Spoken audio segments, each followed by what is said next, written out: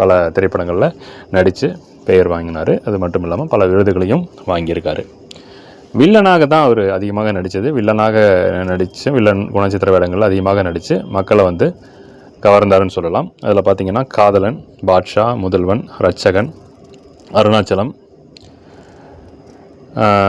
Mister Bharat, மறுபடியும் கிடையாது, மந்திர புன்னகை, மனிதன், மக்கள் என் பக்கம், என் பொம்மை குட்டி அம்மாவுக்கு, சிவா, ராஜா சின்ன ரோஜா, ஆஞ்சநேயா, திருமலை, சச்சின், முகவரி, அமர்க்களம், சிவாஜி, மருதமலை, லவ் டுடே மற்றும் யாரடி நீ மோகினி போன்ற பல்வேறு திரைப்படங்களில் அவர் நடித்து கவனம் ஈர்த்தார்.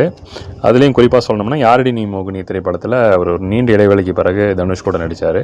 அந்த படத்துலேயும் அவர் வந்து உயிர் பிரிகிற மாதிரி சீன்ஸ் வச்சுருப்பாங்க. அந்த படம் ரிலீஸ் ஆகி கிட்டத்தட்ட ஒரு சில மாதங்கள்லேயே ரகுவரன் அவர்கள் உயிர் பிரிந்தது.